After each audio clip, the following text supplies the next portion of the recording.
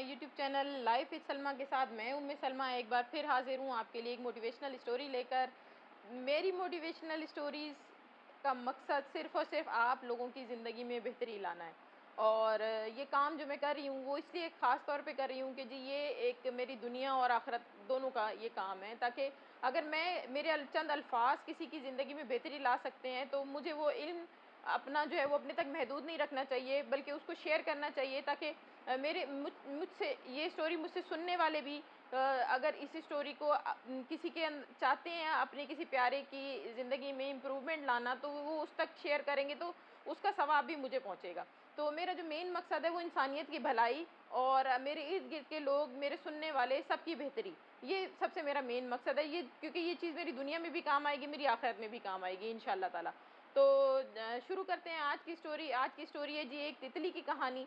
और ये स्टोरी मैं आप लोगों को क्यों सुनाना चाह रही हूँ? ये स्टोरी मैं आप लोगों को इसलिए सुनाना चाह रही हूँ कि हमारे इर्द-गिर्द बहुत सारे लोग ऐसे होते हैं जिनको लगता है कि जी ये कामयाबी का कोई शॉर्टकट है। कामयाबी का शॉर्टकट हो भी सकता है। बहुत सारे लोग शॉर्टकट के ज़रिए कामयाबी हासिल कर भी लेते हैं। लेकिन अगर कामयाबी शॉर्टकट के ज़रिए हासिल की जाए तो उसका जो उसकी सस्टेनेबिलिटी है, उसकी वहाँ मतलब आप कामयाबी हासिल करके जिस जगह पहुँच गए हैं, लेकिन अब उसको सस्टेन करना, उस जगह पे कायम रहना, वो उसी सूरत में मुमकिन है अगर उस कामयाबी को आप मेहनत के साथ आप उस जगह उस मुकाम पर आप पहुँचे हैं। अगर आप उस मकाम पे पहुँचने के लिए आपको ज़्यादा मेहनत नहीं करनी पड़ी, तो उसके उसके अंदर आने वाली ख़ामियों के बारे में आप नहीं जानते होंगे। जो लोग शॉर्टकट के ज़रिए अपनी कामयाबी को हासिल तो कर लेते हैं, लेकिन उन्होंने क्योंकि मेहनत नहीं की होती उस तरीके से, तो उस कामयाबी को उस मकाम पे बरकरार रखने के लिए अगर कोई मसाइल आते हैं तो उनको हल करने की भी सलाहियत नहीं होती उनके पास।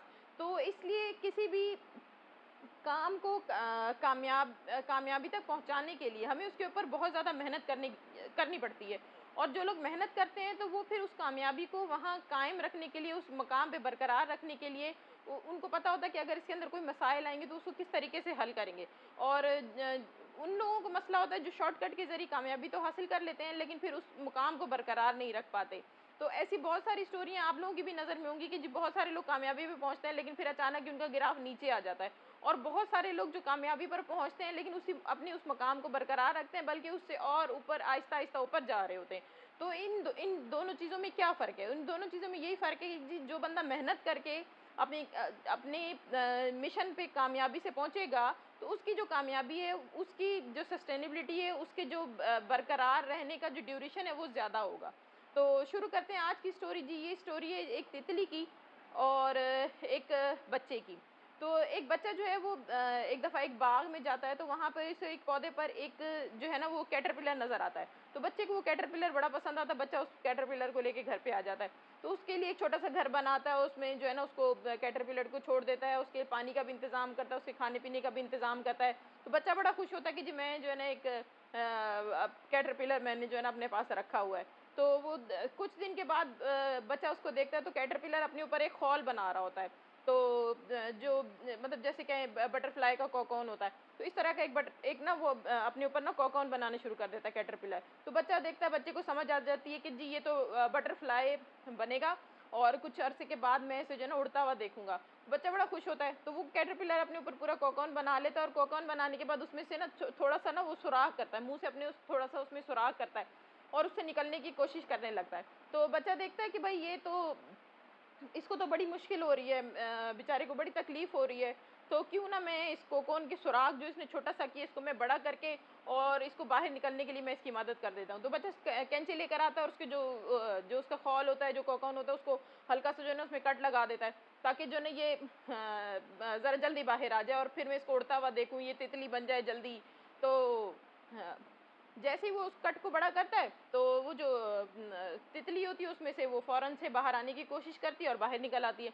वो फ़ौरन से बाहर तो निकल आती है, लेकिन उसकी जो उड़ने की सलाहियत होती है, वो उसे नहीं मिल पाती। अब क्या वजह होती है ऐसी? जब वो जो तितली जो कोकून में छोटा-सा सुराख करती है और उस सुराख को बड़ा करने में जो जद्दोजहद लगाती है, तो उसका जो उसका जो जिस्म होता है, वो जब वो मेहनत करता है तो वो उसका वज़न जो है वो हल्का होता है। जब उसका वज़न हल्का होता है, तो जब वो कोकून फटता है और वो बाहर निकलती है, तो वो उड़ने के काबिल हो जाती है। लेकिन बच्चा क्योंकि उस कोकून को खुद काट देता है और तितली को मेहनत नहीं करनी पड़ती, तो तितली का जो वज़न होता है वो इस इतना ज़्यादा होता है कि उसकी जो पर होते हैं वो उसको उड़ाने के काबिल नहीं कर सकते। तो वो जो तितली होती है बगैर मेहनत के बाहर तो आ जाती है, लेकिन उड़ने के काबिल नहीं हो सकती। तो ये उसी तरीके से है, जो लोग मेहनत के बगैर ऊपर तो चले जाते हैं, लेकिन उसको सस्टेन नहीं कर सकते। और जो लोग मेहनत करते हैं और मेहनत से ही अपने तमाम मसाइल को हल करते हुए कामयाबी तक पहुँचते हैं, तो वो वहाँ सस्टेन कर लेते हैं। वो उनकी जो परवाज़ होती है वो बरकरार रहती है। तो ये एक छोटा-सा मैसेज था इस तितली की कहानी में कि जी मेहनत हमारी ज़िंदगी में कितनी ज़रूरी है। कि मेहनत हमारी ज़िंदगी में इसलिए ज़रूरी है कि किसी भी मुकाम को हासिल करने के बाद उस मुकाम तक अपनी उसको बरकरार रखने के लिए हमें मेहनत करनी पड़ती है। और शॉर्टकट से हम कामयाबी तो ले सकते हैं, लेकिन उसको बरकरार नहीं रख सकते। तो उम्मीद करती हूँ कि जो मैंने आपको एक शॉर्ट स्टोरी के अंदर ये एक आपको एक बड़ा मैसेज दिया है, आप इसको समझे होंगे और अपनी ज़िंदगी में भी आप इसको ज़रूर जो है ना वो आप इसके ऊपर अमल करेंगे और आपको समझ आ जाएगी कि हाँ जी, मेहनत क्यों ज़रूरी है। तो ख़त्म करते हैं आज की कहानी और आप सबसे एक दफ़ा रिक्वेस्ट करूँगी कि आप सब ने मेरा चैनल ज़रूर सब्सक्राइब करना है, अपने जानने सुनने वालों मिलने वालों से भी सब्सक्राइब कराना है, क्योंकि मैं आप सबके लिए, आपके इर्द-गिर्द बसने वाले लोगों के लिए, सबके लिए मोटिवेशनल स्टोरीज़ लेकर आती हूँ, ताकि मेरी सुनाई हुई स्टोरी से, मेरी सुनाई हुई कहानी से किसी न किसी की ज़िंदगी को मैं बदल सकूँ।